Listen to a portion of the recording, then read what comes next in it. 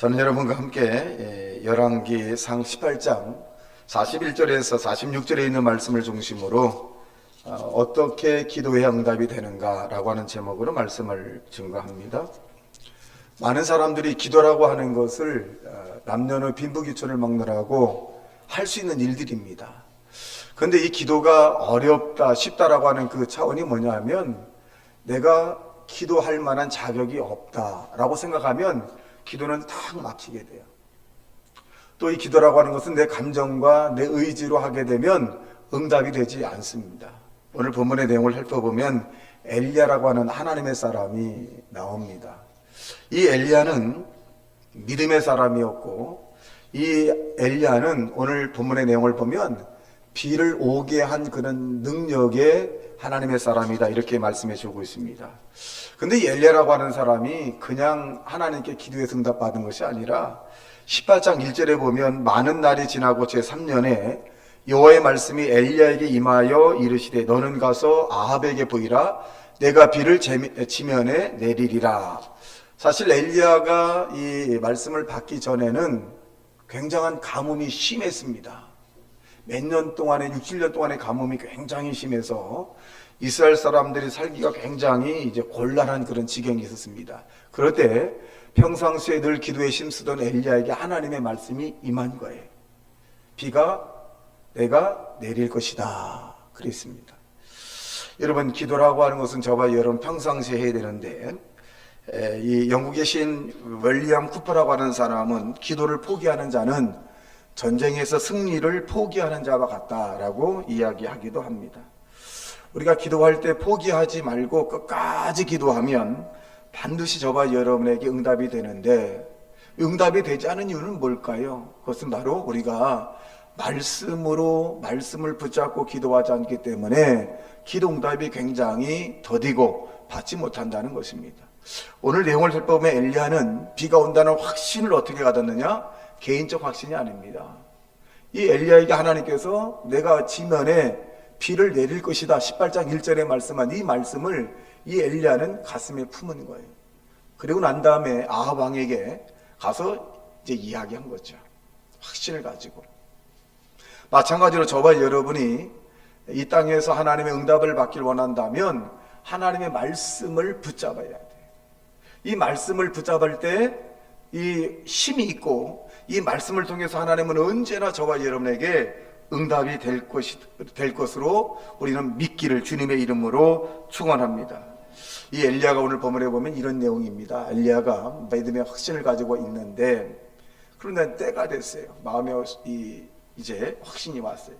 그 다음에 산꼭대기에 올라가서 사환을 통해서 이제 왔다 가라 얘기하면, 즉 그 산꼭대기에 올라가서 나는 기도할 테니까 뭔가 이 징조가 있는가를 살펴보라는 거예요. 그래서 이 엘리야가 머리를 무릎 사이에 집어넣은 거죠. 이 무릎 사이에 집어넣은 기도는 굉장히 힘들어요. 허리가 끊어질 정도로 아픕니다.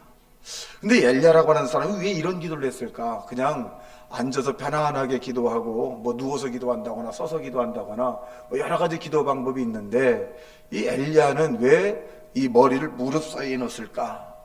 아마 엘리야는 어떻게 보면 하나님 말씀을 받았는데 굉장히 조급한 거죠. 시급하다. 간절한 마음이 있는 거죠. 그래서 이 엘리야가 할 수 있으면 자기의 모든 힘을 하나님 앞에 보여드린다, 그런 의지적인 그런 결단을 통해서 이제 머리를 무릎 사이에 집어넣고 기도합니다. 기도하고 난 다음에 이제 이 자기 사환에게 산꼭대기에 올라가서 이제 뭔가 보이는가를 좀 찾아봐라. 그 사환이 막 올라가 산꼭대기 가서 사방을 바라봐도 뭐 구름 한 점 없는 거예요. 내려와서 아무것도 보인 것이 없습니다. 이것을 몇 번에는 7번을 합니다. 그런데 7번째 이 사환이 내려와서 저 끝에 아주 조그만 구름이 하나 떠 있습니다. 그랬더니 이 엘리야가 어떻게 생각? 됐다. 표적이 왔다는 거죠. 여러분, 이와 같이 저와 여러분이 하나님의 말씀을 붙잡고 기도하면 분명한 표적이 따르게 되어 있습니다. 마음의 확신을 오든지, 아니면 사람을 통해 오든지, 아니면 환경 통해서 나타나든지 오게 되어 있습니다. 우리가 감정을 가지고, 내 의지를 가지고, 내 서러움과 내 아픔을 가지고 하나님께 막 방송되고 한다고 해서 하나님의 응답이 되는 것이 아니라 하나님의 응답의 통로는 뭐냐? 말씀이라고 하는 것입니다. 저와 여러분이 정말 응답을 받기를 원한다면 말씀을 붙잡고 이 기도하는 저와 여러분 되시기를 주님의 이름으로 축원합니다. 스코틀랜드의 종교 개혁자인 존 낙스라고 하는 사람이 있는데 이 사람의 이야기를 들어보면 당시 영국의 메리 여왕은 구교도로서 개신교를 굉장히 핍박했을 뿐만 아니라 예수 믿는 사람, 즉 개신교를 믿는 사람들을 잡아 죽이라고 명령까지 하기 시작을 합니다. 그래서 이 영국의 여왕의 이름이 뭐냐? 피에 메리다, 그렇게 얘기해 주고 있는데, 이 소식을 전해들은 존 낙스라고 하는 사람은 피를 토하는 심정으로 하나님 앞에 간절히 기도합니다. 그는 이렇게 기도합니다. 하나님, 스코틀랜드를 저에게 주십시오. 아니면 제가 죽음을 택하겠나이다. 그가 기도하면 이 메리 여왕이 있는 그 왕궁이 궁전이 보이는데, 이 궁전을 보고 날마다 기도하는 거예요. 하나님, 스코틀랜드를 나에게 주시든지 아니면 나에게 죽음을 주십시오. 근데 이 기도가 보통 기도가 아니라 피를 토하는 간절함이에요. 마치 엘리야가 자기의 머리를 무릎에 놓고 간절하게 기도하는 것처럼 그렇게 기도를 했습니다. 여러분, 얼마 후에 메리 여왕이 중병에 걸리고 맙니다. 그럼 메리 왕이 이 중병에 걸리고 난 임종 직전에 이렇게 얘기를 합니다. 존 낙스 한 사람의 기도가 100만 대군보다 더 무섭다. 여러분, 존 낙스는 한 사람이었는데 이 메리 여왕은 100만 대군이 오는 것보다 더 무서운 사람이 누구냐? 존 낙스. 왜 존 낙스가 무서울까요? 기도하는 사람이기 때문에 그렇다는 것입니다. 이와 같이 저와 여러분이 이 기도라고 하는 것은 반드시 우리에게 응답이 온다는 것입니다.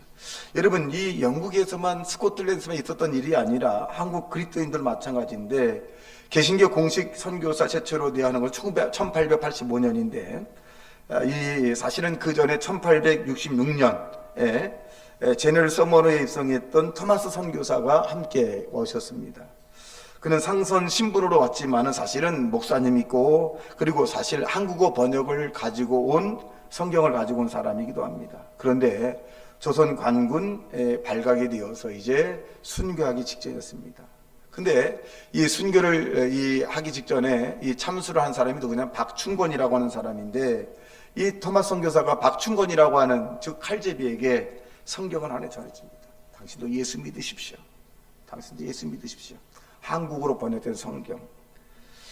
여러분, 박충권이가 이 사람이 칼로서 이 토마스 선교사의 목을 댕강 쳐버립니다. 그러나 다음에 어떻게 됐을까요? 놀랍게도 이 박충권은 후일에 오늘날의 장로로 취임을 하게 됩니다.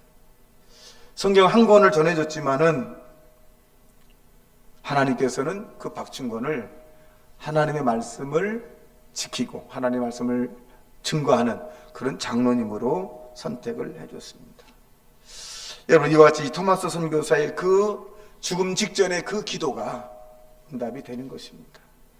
그리고 저와 여러분의 하나님의 말씀을 붙잡고, 여러분, 주 예수를 믿으라 그리하면 너와 내 집이 구원을 얻으리라. 이 말씀은 어떤 때 붙잡을까요? 가족과 아직 구원받지 않은 사람이 있을 때, 하나님, 우리의 가족 가운데 아직 구원받지 못한 사람이 있습니다. 그런데 성경에 주 예수를 믿으라 그리하면 너와 내 집이 구원을 얻으리라고 말씀하셨으니, 내가 예수 믿으니까 우리의 가족 모든 사람들이 구원받게 하여 주십시오. 이 말씀을 계속 붙잡고 기도하는 거예요. 그냥 구원해 주셔가 아니라 이 말씀대로 하나님 이루어 주십시오. 나도 구원받았으니. 여러분, 가난한 사람은 어떻게 할까요? 내가 지금 다른 사람이 너무나도 가난하다라고 하는 사람은 고린도서 8장 9절에 보니까 그가 부유하신 가운데 가난하게 되시면 그의 가난함으로 말미암아 우리로 부욕케 하십니다.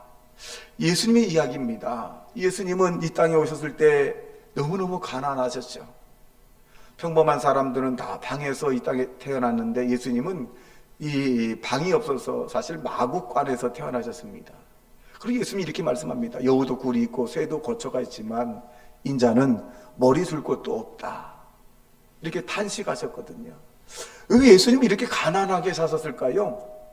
벳사다 광야에서 말씀 한마디로 5,000명을 먹이고 12광주리를 남기는 그런 위대한 능력을 행하셨고, 그리고 예수님이 가는 곳마다 질병이 치료받고 귀신이 떠나가고 갖가지 기사와 이적을 행했을 때 그 많은 사람들이 예수님에게 은혜의 보답을 하기 위해서 얼마나 많은 물질을 가져오셨을까요? 근데 예수님은 다 거절하셨죠. 예수님 왜 가난하셨을까? 저도 이 대목의 성경을 읽으면서 예수님 왜 가난하게 사셨어요? 근데 이 고린도 8장 9절에 있는 말씀 그대로 그의 가난하심으로 말미암아 믿는 저와 여러분을 부욕케 하심이라고 말씀하고 있는 것입니다. 여러분, 우리가 이 땅에서 내가 상대적으로 가난하다고 생각을 한다면 이 말씀을 붙잡고 주여 나로 하여금 예수님이 가난하셨으니 나로 하여금 예수 이름으로 부유하게 살게 해달라고 여러분 간구하는 자 되시기를 주님의 이름으로 축원합니다. 근데 우리가 부유하게 된다고 해서 그냥 놀고 먹는 사람에게 부유를 주는 거 아닙니다. 예수님께서 우리에게 이렇게 말씀합니다. 수고하고 무거운 짐진 자들아. 이 수고라고 하는 말이 무슨 뜻이냐? 수고하고 무거운 짐, 수고하는 자들이 오라는 거예요. 수고라고 하는 말이 뭐냐면 애쓰고 힘쓰는 자예요. 애쓰고 힘쓰는 자들아 내게로 오라 라고 말씀하셨지, 놀고 먹고 게으른 자들아 내게 오라 라고 말씀하지 않았습니다. 또 예수님께서 뭐라 그랬냐? 공중에 나는 새를 보라. 에? 공중에 나는 새는 왜 어떤 새예요? 공중에 나는 새를 보라고 말씀하셨지, 나뭇가지에서 졸고 있는 새를 보라 라고 말씀하지 않았어요. 공중에 나는 새는 뭐냐? 뭔가 열심히 뭔가 찾는 거예요. 먹이를 애쓰고 힘쓰려고 막 새도 그런다는 거예요. 애쓰고 힘쓰려고 하는 새도 하나님께서 먹여주지만 사람도 마찬가지입니다. 사람도 애쓰고 힘쓸 때 그들을 내게 오라는 거예요. 그 애쓰고 힘든 것에 대해서 내가 문제를 해결해 주리라 라고 말씀하고 계십니다. 여러분, 성경에 보면 우리에게 32,600가지의 말씀이 기록되어 있습니다. 이 말씀을 붙잡아야 돼. 우리가 때로 이 땅에 사는 동안에 갑자기 마음속에 두려움이 생길 때가 있어요. 두려움이라고 하는 것은 왜 생기나? 내가 대처할 만한 능력이 없을 때, 즉 처음이거나 처음 이 초행길이라거나 처음 이런 문제를 당했을 때 사람은 다 두려움이 막 생기기 시작합니다. 그런데 두려움은 대처할 만한 능력이 있으면, 경험이 있으면 아무것도 안 해. 내가 해봤는데 아무것도 아니야. 내가 지나가 봤는데 무섭지 않아. 근데 처음이거나 그 경험이 없게 되면 사람은 누구나 다 두려움이 생기게 됩니다. 성경은 우리에게 이렇게 두려워하는 자들에게 두려워하지 말라, 놀라지 말라. 나는 내 하나님이라. 내가 너를 지킬 것이고 내가 너를 보호할 것이고 내가 너와 함께 할 것이다. 여러분, 우리가 이 땅에서 두려움이 있을 때 하나님이 나의 아버지시고 나를 지키시는 분이시고 나를 돌봐주시는 분으로 믿고 여러분 살면 두려움이 한 길로 갔다가 7길로 도망간다는 사실을 믿게 되길 주님의 이름으로 축원합니다. 그래서 두려워하지 말라, 놀라지 말라. 나는 내 하나님이 됨이라. 하나님이 나의 하나님이니 나의 마음속에 지금 두려움은 떠나갈지어다 라고 하면 떠나가게 되는 것입니다. 반대로 사탄은 우리에게 언제나 두려움을 주죠. 언제나 불안과 초조를 갖다 줍니다. 낙심을 줍니다. 그리고 긴장감을 더 막 줘요. 주님은 우리에게 편안을 내게 끼치노니 곧 나의 편안을 내게 주노라. 내가 주는 편안은 세상이 주는 편안과 다르다라고 말씀합니다.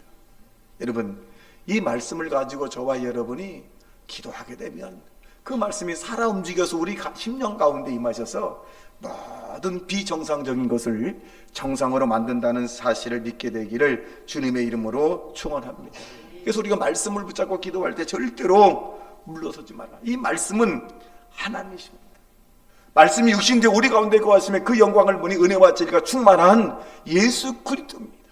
말씀이에요. 저는 얼마 전에 하나님 앞에 기도하는 가운데 하나님 우리 교인들을 어떻게 해야 풍성한 영적인 하나님의 사람으로 만들 수 있고 땅에 사는 동안에 질병이 없고 가정에 문제가 없고 정말 행복한 인생을 이들에게 전할 수 있겠습니까? 라고 이제 묵상으로 이렇게 이 교회를 돌고 있는데 나에게 이런 메시지가 딱 영감이 딱 오더라고. 말씀이다. 교인들로 하여금 말씀을 붙잡게 하고 말씀을 읽게 하고 말씀을 듣게 하라. 그 말씀이 생명을 얻게 하고, 그 말씀이 축복하게 만들고, 그 말씀이 죄를 멀리하게 만들고, 그 말씀이 너를 강하고 담대하게 할 것이다. 이 말씀이다. 여러분, 말씀을 붙잡고 기도하셔야 응답이 된다는 사실을 믿게 되길 주님의 이름으로 축원합니다. 근데 말씀을 붙잡고 기도하려고 해도 들어야지, 읽어야지, 듣지 않고 보지 않고 우리가 읽지 않으면 그 말씀이 어디 있는지를 잘 모르다는 것입니다. 여러분, 여러분이 응답받기를 원한다면 말씀 안에서 말씀을 붙잡고 살아가길 주님의 이름으로 축원합니다. 두 번째는 맡기라는 거죠. 말씀을 내가 알았다면 이 말씀을 가지고 맡기는 겁니다. 기도라고 하는 것은 꼭 어떻게 보면 엎드려서 기도하는 것도 있을 수 있지만 기도의 형태는 여러 가지입니다. 물론 우리가 위급하거나 아주 내가 응답을 받고야 말겠다라고 하는 그런 간절함이 있다라고 한다면 금식의 기도, 여러분 금식의 기도는 상당한 효과가 많아요. 병을 빠르게 낫게 할 수도 있고 또 시급한 문제들을 금방 해결하게 하는 것이 금식의 기도이기도 합니다. 근데 이 금식은 평상시에는 굶을 때는 그렇게 배가 안 고픈데 금식합니다 딱 하면 그렇게 배가 고파요. 3일 금식하면 이틀째가 힘든데 이틀째가 되면 여러분 그렇게 안 먹었던 짜장면이 보이기도 하고 안 먹었던 과자가 보이기도 하고, 일주일 금식하면 6일째 5일째가 힘든데 이때는요 짜장면이 왔다 갔다 하고 그런 유혹을. 근데 이 금식이 끝나고 나면 하나님의 성령이 내게 임하는 그런 체험이기도 하고, 또 성경을 읽으면 이 성경 말씀이 참 뇌마로 막 튀어나오기도 하고 갖가지 좋은 하나님의 역사가 나타납니다. 근데 그만큼 금식은 쉬운 것이 아니라는 것입니다. 또 우리가 이 무거운 짐을 맡게 되면 우리가 시간 기도라는 게 있죠. 시간, 새벽에 하는 기도 있고 오전에 하는 기도 있고 또 오후에 하는 기도 있고 저녁에 하는 기도가 있는데, 여러분 처지에 맞게끔 시간을 놓고 하나님 앞에 일정한 시간 하나님 앞에 기도하는 그 모습입니다. 여러분 이것은 뭘 의미해 주고 있느냐? 내가 일정한 시간이라든가 금식을 한다는 것은 하나님께 맡기겠다는 부분입니다. 근데 이 부분이 뭐냐? 서서 기도하는 것도 있고요, 또 우리가 앉아서 하는 기도도 있고 무릎 꿇고 기도하는 기도도 있고 누워서 하는 기도도 있고요, 손을 들고 기도하는 기도도 있습니다.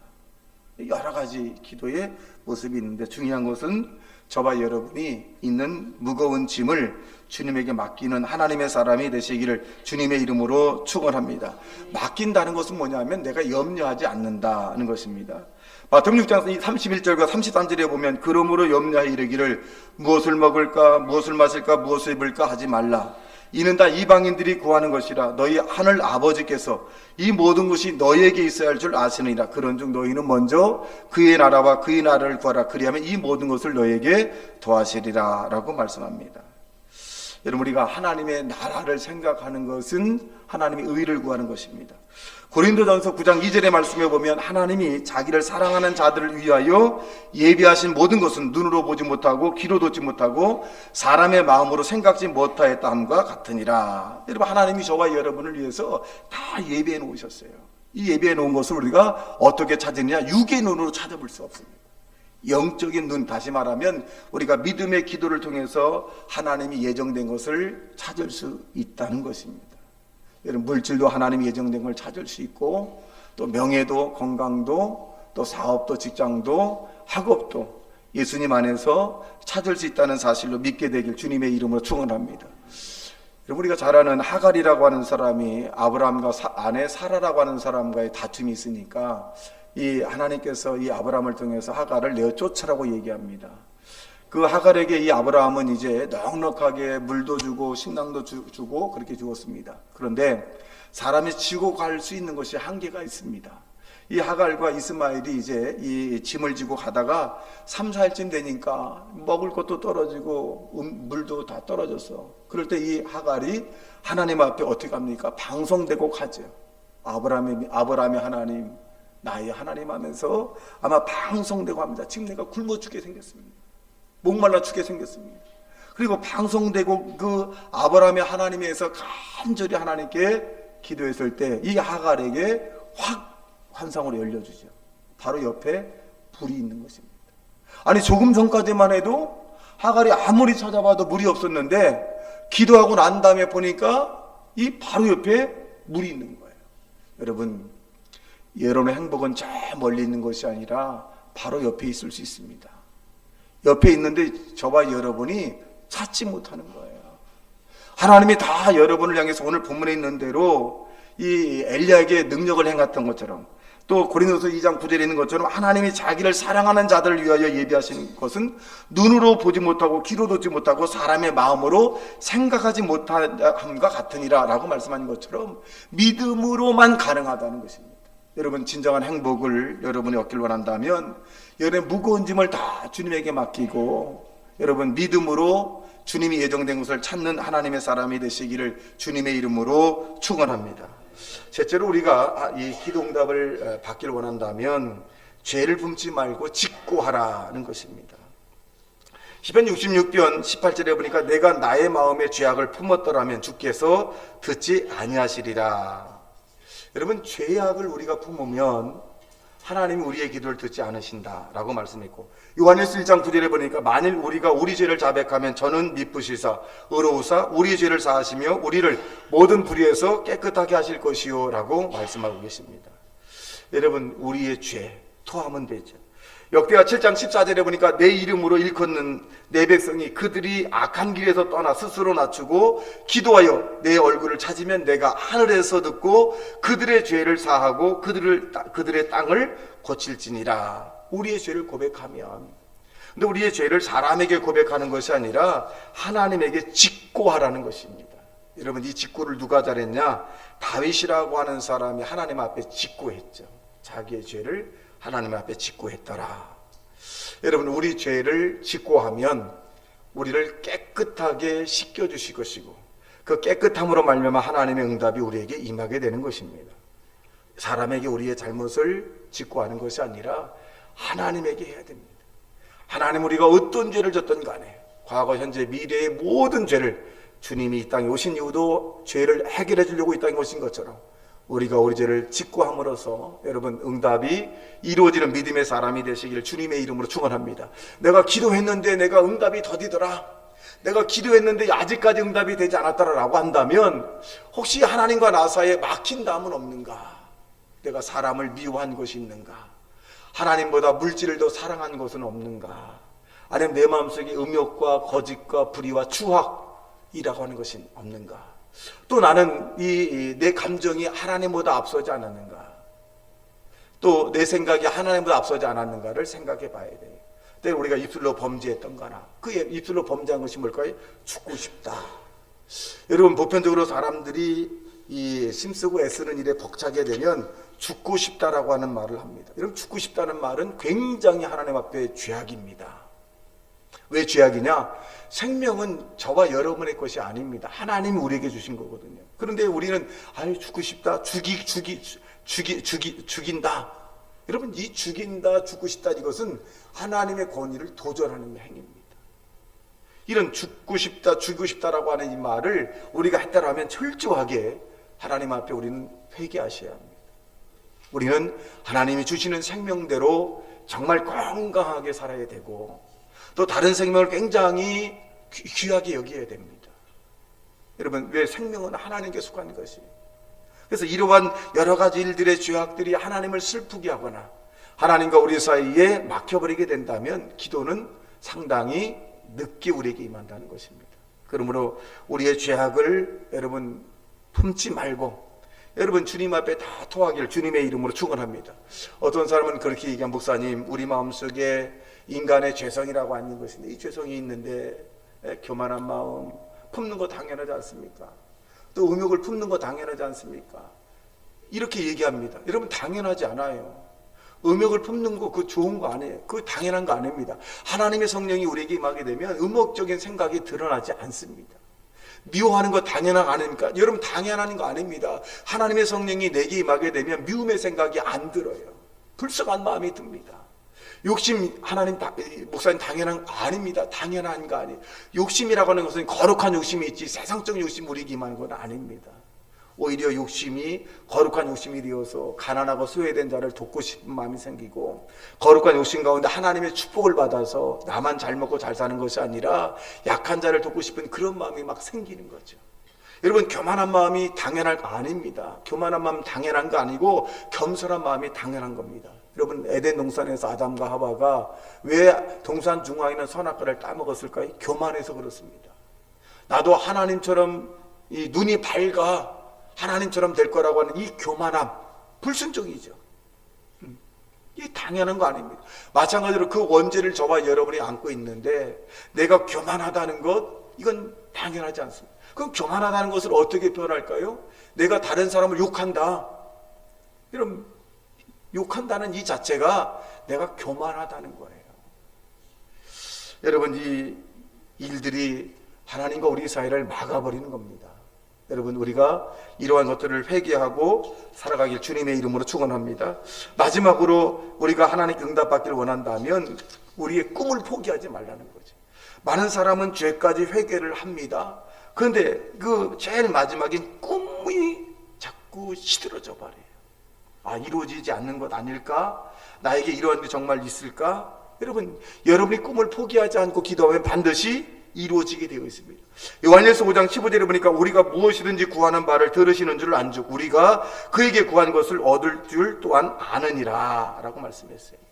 우리가 하나님 앞에 간구하는 모든 것들은 좋으신 하나님이 여러분의 꿈을 이루어주시고 여러분의 목표를 이루어주시고 여러분의 소원을 하나님께서 응답해 준다는 사실을 믿게 되기를 주님의 이름으로 축원합니다. 그럼 여러분, 꿈을 포기하지 마십시오.